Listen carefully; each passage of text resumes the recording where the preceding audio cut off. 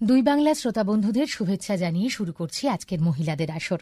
আর আজ সকাল থেকে নানা অনুষ্ঠানের মধ্যে দিয়ে পালিত হচ্ছে নারী দিবস। বিশেষত মহিলা মহলের কাছে এই দিনটা ভীষণ স্পেশাল। আমাদের সারা বছরের পরিকল্পনা থাকে এই দিনটা আমরা কিভাবে সাজাবো, আপনাদেরকে কোন অতিথি উপহার দেব, কাদের কথা আপনারা কান পেতে থাকেন শোনার জন্য। সারা বছর আমাদের নানান অতিথিরা থাকেন, তাও বিশেষ দিনটাকে ঘিরে উন্মাদনা, উদ্দীপনা সবটুকু একটু বেশি। তাই আসরও আজ বেশ খানিকটা সময় বেশি। দেখুন, আপনাদের সঙ্গে আমাদের এই যে ভাগাভাগি, মানে অনুভবের ভাগাভাগি, সেখানে মনের হদিশ তো রাখা সম্ভব নয়। মনের হদিশ কেই বা রাখে বলুন, তবুও রাখার চেষ্টা তো করতে হয়। এমন যদি হয় মনের হদিশ নিয়ে যিনি আমাদের মধ্যে গান থেকে প্রাণে চলে এসেছেন, তিনি থাকেন, হ্যাঁ, যার কণ্ঠে সুধা ঝরে। সত্যি সত্যি সেই গান মনে হয় যে প্রাণের মাঝে নয়, কণ্ঠের মাঝে এমন সুধা আছে। সে খবর যদি আমরা পাই তাহলে খুব ভালো লাগবে। আজ 8ই মার্চ নারী দিবসের বিশেষ অনুষ্ঠানে মহিলাদের আসরে এই মুহূর্তে আজকের অতিথি আপনাদের আমাদের সবার প্রিয় মানুষ, সঙ্গীত শিল্পী শুভমিতা বন্দ্যোপাধ্যায়। না, যদিও আগের শব্দটা না বললেও হতো, তাও আর কি। নমস্কার সবাইকে, নারী দিবসের শুভেচ্ছা। আজকের দিনে মহিলাদের আসরে আসতে পেরে আমার খুবই সত্যি ভালো লাগছে, কারণ আজকে ইন্টারন্যাশনাল উইমেন্স ডে। আমাদের সবার পক্ষ থেকে নারী দিবসের শুভেচ্ছা। হ্যাঁ, থ্যাংক ইউ, অনেক ধন্যবাদ। এই যে বললেন না যে ভীষণ ভালো লাগছে, আমিও ভাবছি যে শুরুটা এভাবেই যদি জানতে চাই, আপনার বেড়ে ওঠা, গড়ে ওঠা সবটাই হচ্ছে উত্তরবঙ্গে, এবং আপনি যে সময়টা বেড়ে উঠছেন, আপনার গান তৈরি হচ্ছে, সেই সময়ে বিনোদনের জন্য মাধ্যমগুলো সেগুলো স্বাভাবিকভাবেই কম। আপনার বাবার কাছে যেহেতু সঙ্গীতের তালিম, তিনি একজন সঙ্গীতের মানুষ, এই সবটা মিলিয়ে আপনার জীবনে রেডিওর ভূমিকা কতটা? অনেকটা, বেশ অনেকটা। তখন তো রেডিও ছাড়া অন্য কিছু মাধ্যম ছিল না, অন্য কোনো মাধ্যম যার ভেতর দিয়ে আমরা গান শুনতে পারি। লং প্লেইং রেকর্ড ছিল, তবে আমাদের বাড়িতে লং প্লেইং রেকর্ড প্লেয়ার ছিল না, টেপ রেকর্ডার ছিল, তখন ক্যাসেট ছিল, সেইটা শুনতাম। আর বাকি সবটুকুই কিন্তু রেডিও। এখন রেডিও বলতেই আমার মনে হয় যে আমার মায়ের বহু যত্নে রাখা একটা কাঠের রেডিও তখন হতো, অনেকটা জায়গা, হ্যাঁ, সেটা হলুদ একটা স্যাটিনের কাভার দিয়ে মা ঢেকে রাখতেন, এবং মা রেগুলার সেটা পরিষ্কার করে চকচকে করে রাখতেন। এবং আমাদের রেডিওতে সঙ্গীত শিক্ষার আসর হতো রবিবার। মা বলতেন, আমরা দুই বোন বলতেন যে খাতা পেন্সিল নিয়ে বসো, লেখো এবং শেখো। যেমন ভাবে ঠিক রেডিওতে শেখানো হতো সেইভাবে আমরাও ঘরে বসে বসে সেরকম শুনছি। মহালয়া, রেডিওতে মহালয়া শোনা, মহালয়ার গান শুনে শুনে। পরে তো দেখলাম বড় হয়ে মহিষাসুর মর্দিনীর সিডি বেরিয়েছে, কিন্তু আমাদের সময় তো প্রত্যেক বছর ওই একটি দিন মহালয়া শুনতে পেতাম রেডিওতে, সেই অ্যালার্ম দিয়ে রাখতাম বাজবে। এখন তো রেডিওতে হবার আগেই মাইকে বাজতে শুরু করে, হয়তো 7 দিন আগে থেকেই মহালয়া বাজলো, যখন তখন শোনা যাচ্ছে এই রাস্তার মোড়ে এই মুখ। কিন্তু তখন তো তার ছিল, সুতরাং রেডিও মানে মহালয়া, রেডিও মানে রেডিও সঙ্গীত সম্মেলন, রেডিও মানে সঙ্গীত শিক্ষার আসর, রেডিও মানে মহিলা মহল বা ছোটদের আসর, যেটা শিশু মহল হয়তো আমি নিজেও পারফর্ম করেছি ছোটবেলায়। আর যেটা রেডিওর একটা বিরাট চার্ম ছিল, হিন্দি গান শোনা। বাবা বাড়ি থেকে বেরিয়ে গেলেই রেডিওর চ্যানেল ঘুরিয়ে, বাবা হিন্দি গানটা শুনতে পছন্দ করতেন। আগের দিনের মানুষ তো, উচ্চাঙ্গ সঙ্গীতের মানুষ, নর্থ ইন্ডিয়ান ক্লাসিক্যাল মিউজিক শুনতে হবে সবসময়, হিন্দি গান শুনলেই ছেলে মেয়ে বয়ে যাবে, এরকম একটা ধারণা ছিল। কিন্তু সেই সময় আমরা দুই বোন ভীষণ ভাবে বিবিধ ভারতী, তারপরে রেডিও সিলন, এগুলো শুনতাম। মানে কখন বাবা চলে যাবে আর আমিন সায়ানি চলবে, এটা একটা দারুণ ছিল। যেই মুহূর্তগুলো এখন একদম নষ্ট হয়ে গেছে, এখন আর রেডিও বলতে আলাদা করে ওই রকম নস্টালজিয়া, এখন সবটুকুই ফোনে চলে এসছে, কিন্তু ফোন তো আর রেডিওকে রিপ্লেস করতে পারে না। ঠিক। তো ইতিহাসের ঘরে বসে আছেন আপনি, রেডিওর প্রসঙ্গ এসেছে, একটু দুকলি শুনি না। হ্যাঁ, যেই গানটার কথা বললে সেটা দিয়েই বলি। মনের হদিশ কে বা জানে, কি যে থাকে মনের ঘরে, কেউ জানে না, কেউ জানে না, সেও জানে না যে ধারণ করে। আসলে সত্যিই তাই। আমি রেডিওতে কোনোদিন পরীক্ষা দিইনি, শুনতাম যে ভীষণ কড়াকড়ি ভয়েতে আর কোনোদিন রেডিওতে পরীক্ষা দিইনি, কিন্তু পরীক্ষা না দিয়েও যে নাগালের মধ্যে ঢুকে পড়লাম এইটা একটা ভীষণ ভালো লাগার বিষয়। বিশেষ করে আকাশবাণীর মতন এখানে ঢুকলেই তো একটা ওই গন্ধটা আমি আর কোথাও পাই না। ঢুকলেই একটা রেডিও স্টেশনের গন্ধ, লাল লাল মেঝে, বড় বড় স্টুডিও, এপাশ থেকে কোনো আধুনিক গান ভেসে আসছে, ওপাশ থেকে কোনো খেয়ালের রেকর্ডিং হচ্ছে বা কেউ বাজাচ্ছেন, এই যে পুরো আবহটা। আমি খুব কম দিনই এসেছি, ছোটবেলায় শিশু মহলে বোধহয় সর্বসাকুল্যে 2-3 বার রেডিও থেকে চিঠি যেত, তখন মা নিয়ে আসতেন, মা বাবা। তারপরে আর আসা হয়নি, এবং পরবর্তীকালে এরকম সাক্ষাৎকারমূলক অনুষ্ঠান এসেছি। এফএম এর সময় থেকে আপনি কিন্তু আমাদের মধ্যে ভীষণ ভাবে ঢুকে পড়েছেন, কারণ সেখানে সারাক্ষণ আপনার গান, আর আপনাদের মতো শিল্পীদের উল্টো দিকে আমরা বসার সুযোগ পাই এই ঘরে, এবং শ্রোতা বন্ধুরা এরকম কথা বলার ব্যাপারটা না ওইভাবে দেখলে হয় না। ব্যাপারটা হচ্ছে উভয়, শ্রোতারা আছে, ভালোবাসার মানুষরা আছে বলে আমরা শিল্পীরা, আবার শিল্পীরা আছে বলে শ্রোতা আছে। সুতরাং ওই একাকী গায়কের নহে তো গান। ওপারের মানুষগুলো থাকলে আমরা আছি, আমরা থাকলে ওপারের মানুষগুলো আছে। এই একটা সঠিক মেলবন্ধন না করতে পারলে কিন্তু কোনোটাই হবে না। এবং সেই মেলবন্ধনের মন্ত্রটাই আমাদের ছোটবেলা থেকে শেখানো হয়েছে, যে কি করে গানটাকে অন্যদের প্রাণের কাছে পৌঁছে দেওয়া যায়। তার জন্য কতটা সাধনা দরকার, কতটা স্যাক্রিফাইস দরকার, কতটা রেওয়াজ দরকার, কতটা শিক্ষা দরকার। শিক্ষা কথাটা আমি এখন বারবারই বলি, কারণ এখন এই জিনিসটার বড় অভাব হয়ে গেছে।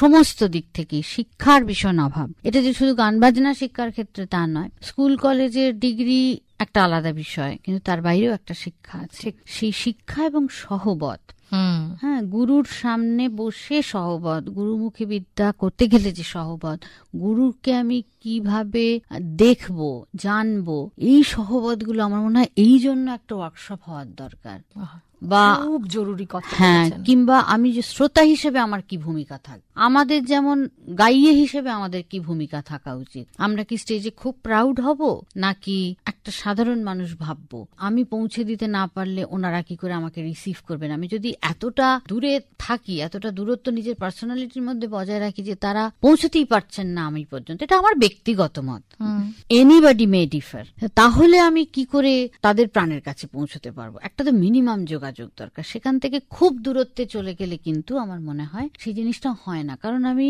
আমার গুরু সুবাদে, আমার বাবার সুবাদে বহু ইন্ডিয়ান ক্লাসিক্যাল মিউজিকের তাবড় মানুষজনের সংস্পর্শে আসতে পেরেছি। বিলাত খান সাহেব সামনে বসে গান শুনেছেন, আলী আকবর খান সাহেবের পা ছুঁয়ে এসেছি, পণ্ডিত রবিশঙ্করজির সঙ্গে তো আমি 7 দিন ধরে রিহার্সাল করে অনুষ্ঠান করেছি। তারপরে বলি তেজেন দা, তন্ময় দা, তাদের সঙ্গে, যাদেরকে দাদা বলে ডাকার সৌভাগ্য হয়, তাদের সঙ্গে কাজ করেছি। কোনো মানুষের মধ্যে আমি কোনো এয়ার অফ সুপিরিয়রিটি দেখিনি। ইভেন জাকিরজি আমি দেখেছি, কথা বলেছি, যদিও অল্প, জাকিরজির সঙ্গে খুবই অল্প সময়ের জন্য দেখা হয়েছে, কথা হয়েছে, কিন্তু আমি যত বড় বড় সাকসেসফুল বিশ্ববন্দিত শিল্পীদের দেখেছি, তাদের কারোর মধ্যে এয়ার অফ সুপিরিয়রিটি দেখিনি। থাকলে মনে হয় ওই জায়গাটায় যাওয়া যায় না। সেইটাকে পেরোতে হবে, তোমার ওইখানটায় পৌঁছতে হবে, তবে তোমার গান বাজনাটা না একটা ভীষণ বড় স্পেকট্রাম। তুমি নিজেকে ছোট স্পেকট্রামে আটকে থাকলে তোমার গান বাজনাটাও ছোটই থাকবে। গান বাজনাটা বিশ্বজনীন স্পেকট্রাম, তোমাকে যেমন শুনতে হবে তেমন ভাবে, ভেতরটা সেরকম না হলে সেই এক্সপ্রেশন, আমার এটা মনে হয় সেই ব্যাপারটা যেন আসে না। এইটাই দেখলেন তো, তিনি কিন্তু আজকে মনের হদিশ আমাদের দিচ্ছেন আজকের বিশেষ অনুষ্ঠানে বসে। এই জন্যই কি কোথাও আপনাকে মানুষ একটু, যেটা আমরা বলি না, মিস ইন্টারপ্রেট, অনেকে ভাবে, আপনি যেহেতু এই ভাবনাগুলোর কথা বলছেন, আমার না উল্টো দিকে শুনতে শুনতে মনে হচ্ছিল যে কতদিন পর কিছু অন্যরকম ভালো কথা শুনছি। এবং এই জন্য কি কোথাও কোথাও মনে হয় যে আপনার অপব্যাখ্যা হয়, কেউ বলে আমাকে অহংকারী, আপনি একটু না কুচু, আপনার ব্যবহার ভালো নয়, কিছু কিছু বুঝতে পারি না। মানে আমি শুনি আপনার সম্পর্কে ইন্ট্রোভার্ট, মানে আমি না ফট করে লোকের সামনে খুলতে আমার একটু দেরি হয়, মানুষজনের সঙ্গে কি কথা বলবো ভেবে পাই না, সেটা হয়, এটা আমার নেচার বোধহয়। কিন্তু মানুষজন যখন মনে করেন তখন নিশ্চয়ই কিছু মাত্র আমার মধ্যে আছে, কেন আছে আমি ঠিক জানি না। আমার সার্কেল হয়তো খুব বড় না, আমার পিয়ার লেভেল খুব খারাপ, আমি অত সবসময় বলতে পারি না, আর আমার একটা অহংকার আছে এই দিক দিয়ে, আমি এত ভালো শিখেছি, এত ভালো গুরু পেয়েছি, সেই অহংকারটা আমার সাংঘাতিক বেশি। আমাকে যদি মানুষজনের কাছে গিয়ে আমার কথা বলে বলে কাজ পেতে হয়, তাহলে আমার গুরুদের অপমান করা হবে। আপনার পিয়ার খুব খারাপ, আপনি নিজেই বলেছেন। কারণ আমার সঙ্গে আমার কেউ যদি মনে করেন আমাকে দিয়ে এই কাজটা করানো উচিত, তিনি ঠিক আমার কাছে পৌঁছে যাবেন। মানে এটা আমার কথা, এটা হয়তো পুরনোপন্থী আমি, আমাকে তার কাছে কেন গিয়ে 14 বার হাত কষলে বলতে হবে? হ্যাঁ, মানে এটাকে যদি পিয়ার বলা যায় যে উনি কোনো ডিরেক্টরদের সঙ্গে যোগাযোগ রাখেন না, একটু হাই হ্যালো করেন না, এই কেমন আছেন একটু মাঝে মাঝে ফোন করেন না, তাহলে আমার পিয়ার খুব খারাপ সত্যি। কারণ আমি এগুলো করি। জানতে চাওয়ার ইচ্ছা যে আমরা কেন এখন এত এত অন্যরকম সিনেমা হচ্ছে, সেখানে কেন আপনাকে প্লেব্যাক করতে দেখি না? প্লেব্যাকের ব্যাপারটা হচ্ছে, যিনি চিত্রনাট্যকার, যিনি মিউজিক ডিরেক্টর, তিনি কাকে মনে করছেন, কি ধরনের গান হচ্ছে, হয়তো মনে হচ্ছে যে এই ধরনের গানে শুভমিতা আর এখন পোষায় না, হতেই পারে। বা আপনার এখন কোনো গান অনেক সময় হয় না যে এই ডিরেক্টরের সঙ্গে কাজ করতে পারলে ভালো লাগতো, বা ইস এরকম একটা গান যদি আমি গাইতে পারতাম খুব ভালো লাগতো, এরকম কখনো? অনেকটা সেটা তো আমার নিজের মনে হচ্ছে। আপনার কথাই বলছি। তার মধ্যে আমার খানিকটা মানুষ হিসেবে একটা অহংবোধ আছে, সেই গানটা আমি গাইলে তো ভালো করতাম, এই গানটা কেন আমাকে দিয়ে গাওয়ালেন না? কিন্তু যিনি মিউজিক ডিরেক্টর, তিনি তো শুনতে পাচ্ছেন কানে কোন ভয়েসটা বা কোন ইমোশনটা ওই গানের জন্য সবচেয়ে বেশি প্রযোজ্য। সেখানে হয়তো আমি ফিট করছি না, হতেই পারে। আমি নিজের সম্পর্কে তো অনেক কিছুই ভাবতে পারি, কিন্তু লোকে যেটা ভাবছে সেইটাকে তো আমার গুরুত্ব দিতে হবে। সেখানে আমার কোনো খেদ নেই। আচ্ছা, কারণ মানে কোনো আক্ষেপ হয় না যে এই গানটা গাইতে পারলে ভালো হতো? কোনো বেসিক গানের ক্ষেত্রে সেটা খুব মনে হয়, আহা এই কম্পোজিশনটা আমি পেলাম না, আমার অ্যালবামে থাকতো, মনে হয়। তো সেটা সারা জীবন মনে হবে। সব ভালো গান আমার পাওয়া সম্ভব না। আবার আমার কোনো কম্পোজিশন আমি যেগুলো গেয়েছি সেটা শুনে হয়তো অন্যদের মনে হয় সেই গানটা আমি গাইতে পারলাম না। এই তো সবসময় আমরা যারা গান বাজনা করি সবসময় চলতেই থাকে, মনে হতেই থাকে। কিন্তু ছবির ক্ষেত্রে ব্যাপারটা অন্য, হয়তো তাদের মনে হচ্ছে না। মেমোরিজ ইন মার্চে, হ্যাঁ, এই কথাটা আমি ঠিক বলতে যাচ্ছিলাম যে ওই গানটার পর যে খিদেটা বা শ্রোতাদের যে শোনার ইচ্ছেটা তৈরি হয়েছিল, বেঁচে থাকলে আরো এরকম হতো বা গাইতাম। হ্যাঁ, এই প্রসঙ্গে একটা কথা একটু জানতে চাইবো যে ঋতুপর্ণ ঘোষের সঙ্গে কাজ করার অভিজ্ঞতা দারুণ। আমি যখন প্রথম এই গানটা রেকর্ড করি তখন তো আমি জানতাম না। দেবুদা বলেছিল একটা গান রেকর্ড করতে হবে, জিজ্ঞাসা করা চলবে না কি হচ্ছে, আসবি গাইবি চলে যাবি। আচ্ছা, দেবজ্যোতি মিশ্র। হ্যাঁ, তো গেলাম, গাইলাম, চলে এলাম। দেবুদা যেরম যেরম বলে দিলেন চলে এলাম। তারপরে দেবুদা আরেকদিন ডাকলেন, তখন বললেন তুই, তোকে গতদিন এই জন্য বলিনি কারণ গতদিন তুই গানটা যেটা গেয়েছিস অ্যাকচুয়ালি সেটা আশাজিকে পাঠানোর কথা ছিল, আশাজি শুনবেন, শুনে তোর গানটা তুলবেন, তোকে ডামি ভয়েস হিসেবে ব্যবহার করা হয়েছিল, আশাজি গাইবেন।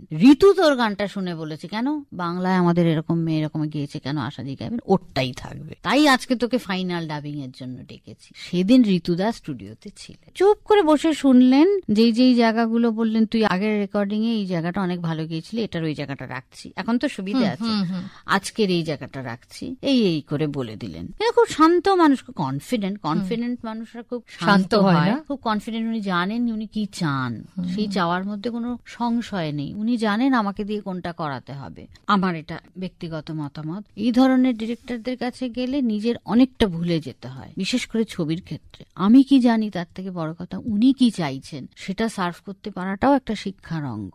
আমি ভীষণই ক্লাসিক্যালি ট্রেন বলে আমি ওখানে একটা ছট করে কাজ লাগিয়ে দিলাম, এটা আমার গলায় তো আসে, কেন লাগাবো না? না, এটা তো আমার বেসিক অ্যালবাম নয়। এমনকি বেসিক অ্যালবাম করবার সময় আমাদের খেয়াল রাখতে হয় এটা রাগ প্রধান না এটা আধুনিক গান, এটা ভজন না এটা ঠুমরি দাদরা কাজরি। ওই যে বললাম জনগণের সাথে একটা ভাবনার কোথাও মিল থাকতে হবে। এত কঠিন করে ফেললাম জিনিসটা যে ভাল লাগলো, দারুণ, আহা কি কাজ, গলায় কি দিল দেখলি টানটা। কিন্তু ওই জায়গাটা আমি দেখেছি, এটা নিজের অভিজ্ঞতা, একটা সাধারণ কাজ করে একটা সিম্পল মিড দিয়ে গিয়ে চলে গেলাম, ওইটা যে আহা আপনি ওই জায়গাটা, সেইটা কিন্তু ওই কাজটা শুনে ওই এক্সপ্রেশন দেখিনি, যেটা অ্যান্টনি ফিরিঙ্গি সিনেমার একটা ভীষণ গুরুত্বপূর্ণ অংশ।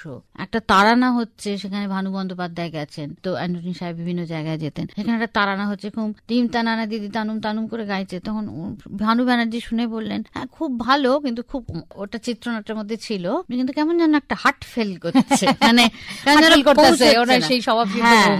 কিন্তু আমি যে জলসা ঘরে ওইটা শুনে উনি বলছেন আহা এই জিনিস তো ওখানে পাইনি, অথচ ওটা তো আরো মুন্সিয়ানা বেশি, ওটা করতে গেলে তো অনেক রেয়াজ, অনেক কিছুর দরকার হচ্ছে, ওইটা শুনে ভালো লাগছে। সুতরাং সাধারণ মানুষ গান শুনতে চায়, সুর চায়, ইমোশন চায়, পণ্ডিতি নয়, পণ্ডিতি চায় না। আমাদের ক্লাসিক্যাল আর্টিস্টরা, যেমন আমার গুরুজি অজয়দা বা রাশিদ ভাই ছিলেন, যারা যারা প্রথিতযশা হয়েছেন, তাদের রেওয়াজ এবং পারফরমেন্স দুটো যদি আলাদা করে শোনা যায় তাহলে বোঝা যায় তারা রেওয়াজটা কি করেন। রেওয়াজটা হয়তো 100 কঠিন করছেন, 200 কঠিন করছেন তৈরির জন্য গলা, যখন পারফর্ম করছেন তখন কিন্তু ওই রেওয়াজের মতন পারফর্ম করলে কেউ শুনবে না, তখন কিন্তু উনি নিজের মতন একটা গুছিয়ে নিচ্ছেন, যেটা করে নাকি শ্রোতাদের কাছে পৌঁছতে পারা যাবে। আমরাও তো ছোটবেলা থেকে দুটোই শুনেছি, ক্লাসিক্যালও কনফারেন্স শুনেছি, আবার যারা শুনতে আসে ওই জন্য আরো ভালো করে এখন নিজে পারফর্ম করে বলে বুঝতে পারি, একটা সময় শ্রোতা ছিলাম তো, যারা শুনতে আসে তাদের কিন্তু একটা বেসিক লেভেল অফ এক্সপেকটেশন থাকে যে আমি কি শুনতে যাচ্ছি, কিন্তু একটা বেসিক লেভেল থাকে, সেটার থেকে সাংঘাতিক বেরিয়ে গেলে এতই লয়কারী তানসারগাম করলো, দারুণ লাগলো, সাংঘাতিক পণ্ডিত, কিন্তু কোথাও যেন একটা মনের কাছে রাশিদ ভাইয়ের গান শুনলে যেমন একটা হতো না, ধরলেই একটা আহা, সেই জিনিসটা সবার মধ্যে কিন্তু থাকে না। মানে সত্যি সত্যি মনে হলো যে কানের ভিতর দিয়ে মরমে পশিল, কোনো একটা সুর গুরুজি লাগাচ্ছেন, বজাদা লাগাচ্ছেন, ভীমসেনজি কোনো একটা, সব তান কিন্তু মনে হচ্ছে না, কোনো একটা তান, বড় গোলাম আলী খান সাহেবের কোন ঠুমরির কোনো একটা জায়গা, সবসময় তো সেটা হয় না। তো সেই জায়গাগুলো, ওইগুলো করবার জন্য যে রেওয়াজটা, সেই রেওয়াজটা নিয়ে মঞ্চে বসা যাবে না। মঞ্চে বসার একটা আলাদা গোছানো আছে। আমাদের ভেতরটা তো সবসময় অডিয়েন্সের সামনে গায়, আমাদের ভেতরটা সবসময় একটা স্টেজ, গাইছি কি করলে ভালো হয়, কি করলে ভালো হয়। একটু মেমোরিজ ইন মার্চের গানটা শুনবো। বহু মনোরথে সাজু অভিসারে পেহেলু সুনীল বেশ, কাজর নয়নে সনজ বয়ানে কুসুমে সজানু কেশ, সখী হম মোহন অভিসারে যাও, बोलो हम एतक सुख कहाँ पाऊं। এটার পর না মনে হয় যে ঋতুপর্ণ ঘোষকে আমাদের সকলের পক্ষ থেকে অনেক অনেক ধন্যবাদ। উনি ছিলেন বলে এরকম একটা গান আমরা পেয়েছি। আমি আরেকটু না ঋতুদারি লেখা ছাড়তে চাই না, একটু গজল শুনবো প্লিজ।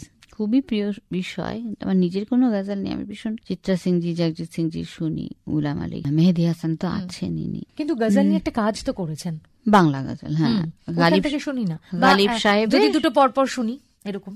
দিল হি তো হ্যায় না সঙ্গো খিশ, দর্দ সে ভর না আয়ে ক্যোं, रोएंगे हम हजार बार, रोएंगे हम हजार बार, कोई हमें सताए क्यों, पाथर तो नয় এ মন আমার, ব্যথায় আরাম পাবে কেন, কাঁদবো আমি সহস্রবার, কাঁদবো আমি সহস্রবার, আমাকে সে কাঁদাবে কেন, পাথর তো নয় এ মন আমার, ব্যথায় আরাম পাবে কেন। এই পজটা না জরুরি, জানেন তো, আমি দিলাম ইচ্ছে করে। আপনারা তো দেখতে পাচ্ছেন না, এত নিবিষ্ট ভাবে গাইছিলেন, এবং শুনতে শুনতে, এই গান শুনতে শুনতে এক মনে নিবিষ্ট মনে যদি চোখ দিয়ে জল ঝরে তো ঝরুক, সেটাই আমাদের প্রাপ্তি হবে। এই কাজটার কথার অভিজ্ঞতা যদি একটু ভাগাভাগি করেন, যেরকম প্রজেক্টের যখন একটা কথা হচ্ছে, প্ল্যানিং হচ্ছে, কি শুনে প্রথম মনে হওয়া? হ্যাঁ, আসলে for some reasons or other আমাকে অনেক সময় অনুষ্ঠানে ভীষণ গজল শুনতে চায় না আমার কাছে। তো এরকম হতে হতে শ্রীজাত বলল, গালিব সাহেবের আমি কিছু আমার অনুবাদ করা আছে, পাচ্ছি না লোক যে গাইবে, মনে হলো যে তুমি যদি গাও তো চলো। মানে প্রথমে ও সুর করবে জানতাম না, তারপরে বললো সুরও করবে ও। তো একটু সংশয় ছিল, শ্রীজাত সুরকার হিসেবে তো কিন্তু বড় অপূর্ব চমৎকার সব সুর করলো। তারপরে আমরা স্টুডিওতে গেলাম, প্রত্যুষ বন্দ্যোপাধ্যায় অ্যারেঞ্জ করলেন। এই আমাদের তিনজনের কাজ এটা, এবং গালিবনামা 1 সেটা এতটাই সাকসেসফুল হলো, আমরা আবার গালিবনামা 2 করলাম। তো এখনো এটাই ভালো লাগে যে আমরা এত অবক্ষয় বলি যে অনেক পরিবর্তন হয়েছে তো নিশ্চয়ই অবক্ষয় তো বটেই, সেটা যুগের ধর্ম হবেই। তারপরেও কিন্তু আমার অনুষ্ঠানে গালিবনামা থেকে অনুরোধ আসে এবং সেটা আমি রাখার চেষ্টাও করি। এটাই আমাদের তিনজনের একটা সাফল্য। নিশ্চয়ই। কথা বলার তো সময় নেই, আপনাকে পেলে অনেক কিছু জানার ইচ্ছে থাকে, ঘড়ি চোখ রাঙাচ্ছে। স্বাভাবিকভাবেই সুর দিয়ে শেষ করব, সুরের রেশটা রেখে। আপনি খুব ভালো থাকুন, এবং ওই যে বললাম উল্টো দিকে বসে শুনতে শুনতে মনে হলো আছে এখনো এই যে বিশ্বাস কারো একবার আপনি বুনে দিয়ে গেলেন, যারা শুনছে আজকে তাদের কাছে এটা একটা পরম পাওয়া, এভাবেও ভাবা যায়। আর অনেকটা সত্যি মনের হদিশ পেলাম, যারা হয়তো অনেকে ভাবতেন কিরম না কুচু মহিলা অন্যরকম দেখেন একটু অন্যভাবে, সেই জন্য এরকম মনে হয়। খুব ভালো থাকুন, কণ্ঠের মাদকতায় আমরা সুরের জাদুতে এভাবেই ভরে থাকি। সুরটা রেখে শেষ করব। নিশ্চয়ই, সবাই ভালো থাকুন। আমিও জানালাম আবার নারী দিবসের শুভেচ্ছা সব মহিলাদের। যেভাবে তুমি সকাল দেখো, সূর্য কিন্তু একটাই, যত ভাগে ভাগ করো না প্রেম, যত ভাগে ভাগ করো না প্রেম, হৃদয় কিন্তু একটাই। যেভাবে তুমি সকাল দেখো, সূর্য কিন্তু একটাই।